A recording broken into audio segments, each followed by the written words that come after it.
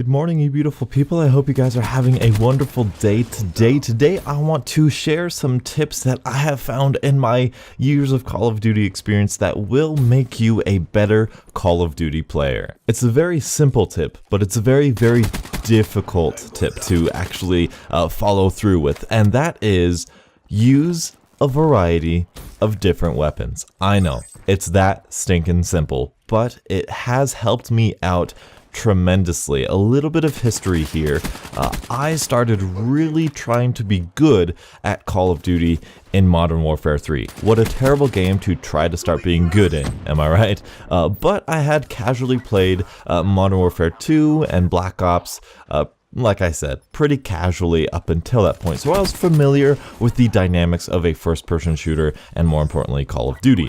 However, I started to really hone in my skills after watching Woody's Gamertag's session or video series of Dissecting the Greats.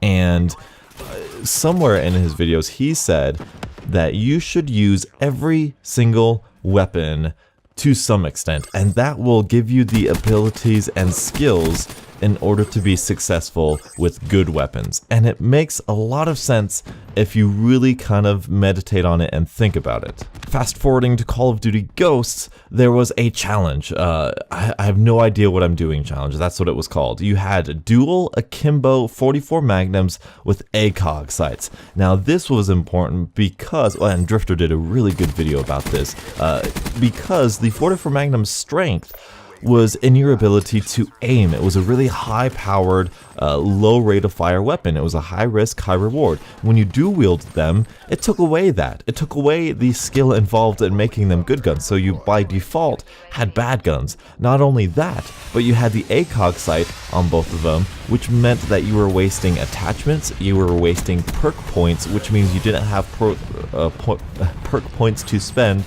on other really useful, viable perks. And you had to make do. You had to get, I believe it was 200 kills, I think it was 200 kills, with these dual-wielded ACOG sighted pistols, which really sucked. It was very difficult to do. However, what it did was quite genius. What it did was it taught you to not rely on your weapon. It taught you not to rely on the perks you had in your loadout. It taught you to rely on your own skill and outsmarting the opponent. It wasn't about who had the better gun, it was about who won the gunfight before it even started.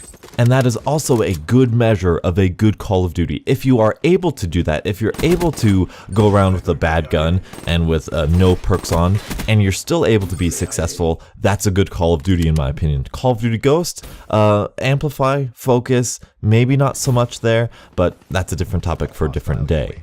So as you're going on playing Black Ops 3, what I want you beautiful people to do, if you are struggling, if you just cannot understand why everybody is so much better, if you can't understand why you're getting into the engagements you are, try shotgunning. I have the first, the KRM shotgun gold. I didn't know it was the worst shotgun in the game. I just thought it was a terrible shotgun because that's the way shotguns are going in Call of Duty lately. But I was able to get it gold because I was able to shrink the map, and I also played on Combine quite a bit, but that's besides the point. If you are able to shrink the map, if you're able to tug those sight lines in a little bit closer together, then you can maneuver the map in such a way where you can control your engagements. You can control the enemy team so much that you have the power, you have the ability to win a gunfight before it happens. This is the exact same thing with sniper rifles, only opposite. And in my opinion, it's a little bit harder with sniper rifles. Now, I'm gonna have a little cop-out answer and say that the maps aren't big enough for sniper rifles to be viable, but the message is still there. The meaning is still there. If you can be successful with a sniper rifle, if you can push away the enemies, if you can run away from the enemies, and you know those really long, clever sight lines, and you can take them by surprise, you have, again, the ability, the power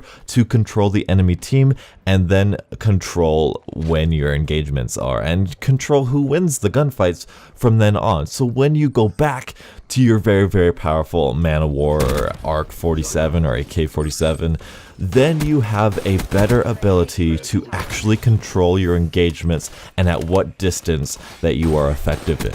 Back in Modern Warfare 3, when I started doing this, I got every single weapon gold. And if you aren't familiar with Modern Warfare 3, the way you got gold guns in that game is simply by weapon XP. Weapon XP similar to what we have here in Black Ops 2, except max prestige level 2, that's when you would get your gold guns. So you didn't have any challenges that you can speed up the progress. You didn't have get this many bloodthirsties, this many headshots, this many double kills. You just had to simply get enough kills and get it ranked up. However, in Black Ops 3 and Black Ops 2, I am very fond of what they have done with the weapons. The max prestige level 2 gives you an incentive to use the gun a lot, which makes you better with using that gun. But it also gives you specific challenges. Now, I haven't gone through every single challenge, but challenges that are like double kills, like long shots, like point blank kills for specific weapons, not like machine guns, Call of Duty Ghosts, but also kills like maybe getting kills from behind. Those sorts of kills simply encourage that strategic, that outsmarting the opponent mentality that is so viable and so necessary in being successful in Call of Duty. And so I would encourage you, beautiful people, get every single weapon gold, get every single weapon max prestige level 2, you know, or maybe you're not as crazy as I am, maybe you have like a full-time job and actually, you know, have a family or whatever you freaks have. I'm happy.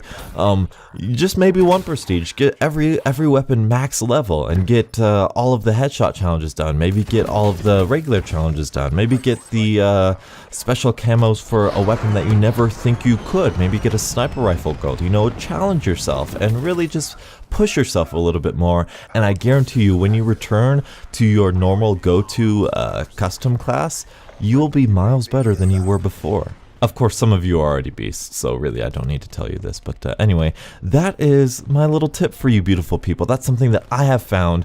I've gotten every single weapon in every Call of Duty since Modern Warfare 3 gold, with the exception of the atrocity that was Advanced Warfare. So that's my thoughts for you guys. Thank you guys so much for watching. Leave a like if you did enjoy, and until the next absolutely beautiful Call of Duty morning, I'll catch up with you guys later.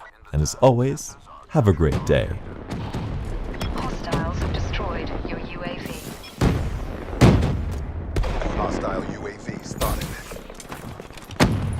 Hostile HCXD in your AO.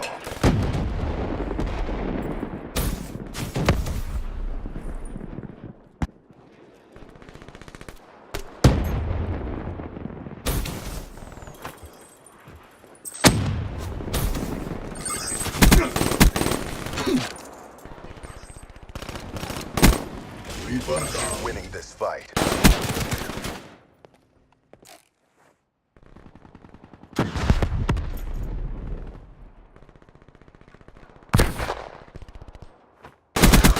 Tango down.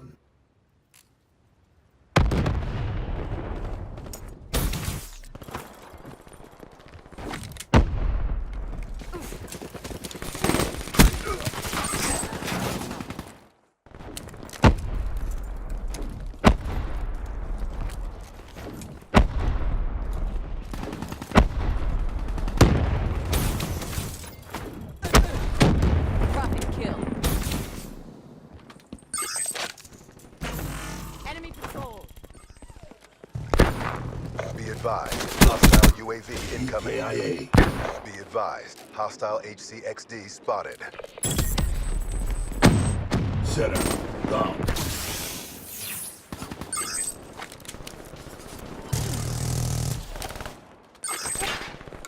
Down. Yes. Rock running down. Hostile care package overhead.